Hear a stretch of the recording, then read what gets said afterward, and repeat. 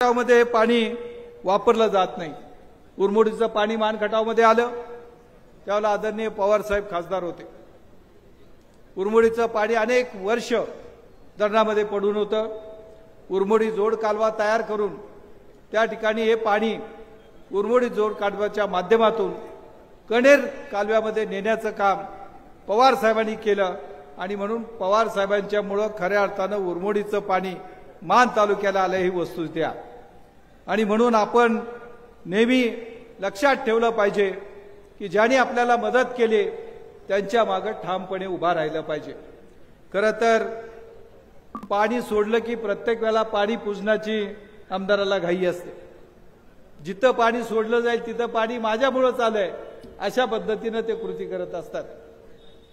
पण पाणी ज्या कालव्यातून गेलंय त्या कालव्यामध्ये असलेल्या गोरगरीब शेतकरी काळेवाडी नरवणे गटेवाडी पासून ते वडईपर्यंत असलेल्या कालव्याखाली ज्यांच्या जमिनी गेलेल्या आहेत त्या शेतकऱ्यांना मोबदला मिळवून देण्यासाठी आमदारांनी काय प्रयत्न केला नाही। मी इथल्या शेतकऱ्यांना शब्द देतो की आम्ही लढा उभा करू पण तुमच्या हक्काचा मोबदला त्या ठिकाणी मिळवून देऊ असं या ठिकाणी आपल्याला मी शब्द देतो। साहेब काही दिवसापूर्वी हे लोक आले होते 15 वर्षापासून मोबदला नाही। आमदारांच्याकडे अनेक वेळा हेलपाटे घातले पण कुठल्याही प्रकारचा उपयोग झाला नाही आणि म्हणून हा मोबदला प्राधान्याने देण्याची आवश्यकता आहे। साहेब बारामती आणि फलटणकडे तोंड करून आमदार नेहमी कोकलत असतात। बारामतीकरांच्यावर आणि फलटणकरांच्यावरती टीका करायची यांची काय खरं लायकी आहे। पण गेल्या 15 वर्षात बारामतीला जसं एक कॉलेज सुरू झालेलं आहे तसं एखादं तरी कॉलेज मानखटाव मतदारसंघामध्ये सुरू व्हायला पाहिजे। एखादं तरी मल्टी स्पेशालिटी हॉस्पिटल मानखटावमध्ये सुरू व्हायला पाहिजे होतं। बारामतीचं एसटी स्टँड आमदारांनी जाऊन बघावं आणि वडूजचं एसटी स्टँड जाऊन बघावं। वडूजच्या एसटी स्टँडमध्ये पाण्याचा ढो झालेला आहे। बसवडचं एसटी स्टँड 15 वर्षानंतर आमचं अजिनाथ किवटे अनेक वेळेला उपोषण बसल्यानंतर आता कुठेतरी मार्गी लागले। हे यांच्या कर्तृत्वाचा पुरावा आहे। खरं तर त्यांचं कर्तृत्व किती मोठं आहे। आदरणीय जयंत पाटील साहेबांनी विधानसभेमध्ये या कर्तृत्वाची त्या ठिकाणी वाच्यता केली।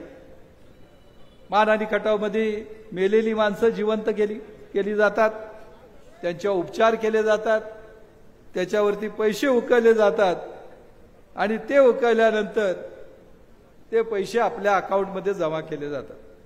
असं कर्तृत्व इथल्या आमदारांचं आहे। मान आणि खटावला खरं तर यांनी बदनाम केलेला आहे आणि म्हणून 2009 पासून हा राक्षस इथं आणण्याचं ज्यांनी पाप केलं त्यांना माझी विनंती आहे की थोडं आत्मपरीक्षण करा आणि या वेळेला ही बॅग घरी बसवण्यासाठी आपण सर्वांनी मदत करावी अशा प्रकारची विनंती करतो। काल परवा मानमध्ये प्रशासनाला वेटीला धरून त्यांना दमदाटी करून सुट्टीच्या दिवशी सुद्धा तुम्ही जर महिलांना जमा केलं नाही तर पगार दिला जाणार नाही असं सांगून लाडक्या बहिणींचा सन्मान करायचा इव्हेंट झाला। या महाशयांचं बहिणींच्या बद्दल महिलांच्या बद्दल त्यांच्या मनामध्ये किती सन्मान आहे तिथल्या मान आणि खटावच्या जनतेला सगळं माहिती आहे। खरं तर त्यांनी बारामतीकडे तोंड करून साहेब हवेत गोळ्या झाडल्या। मी बघतोच आता की 3 महिन्यानंतर हा कशा गोळ्या झाडतोय।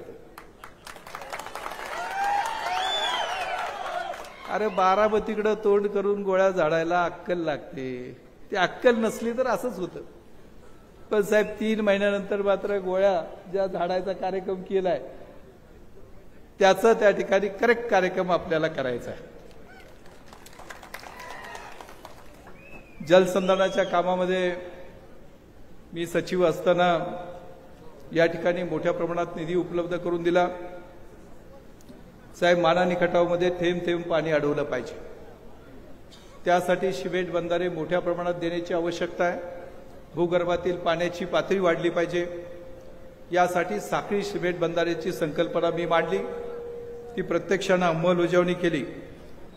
माथा तू पायता वाहणारं पाणी थांबवलं पाहिजे, जिरवलं पाहिजे. यासाठी आमिर खान यांच्याबरोबर पाणी फाउंडेशनची जी संकल्पना मांडली आणि खऱ्या अर्थानं त्याची अंमलबजावणी केली. आज खूप आनंद आहे की गावागावामध्ये ओढे नाले पाण्याने भरलेले आहेत. काही प्रमाणात का होईना लोकांची ताण भागलेली आहे. साहेब, मानखटावमधील माणूस रंग कामगार म्हणून अनेक ठिकाणी जातो, 100 मजली असलेल्या इमारतीवरती चढतो, चुकून तिथून घसरला तर त्याच्या चिंधड्या होतात. आम्ही माताडी कामगार पाहिलाय. इथून तो जातो, घरदार या ठिकाणी असतं आणि येताना मणक्याचे आजार घेऊन येतो. साहेब, ऊस तोड करणारे कामगार इथून जातात, सगळं बिराड इथं असतं आणि त्याच्या कौटुंबिक जीवनाची वाताहत होते. आमचे मेंढपाळ 7-8 महिने एकटेच फिरत असतात आणि त्याला सुद्धा वाटत असतं की आपल्या कुटुंबाकडे कधीतरी जावं. त्याची पत्नी सुद्धा त्याला कधीतरी फोन करते आणि सांगते की कधीतरी येऊन जा, आपली मुलाकडे लक्ष द्या. मुलं मोबाईल अधिक बघतायत, मुलगीकडे लक्ष द्यायला तयार कोण नाहीये. पण ती असहाय्य होते.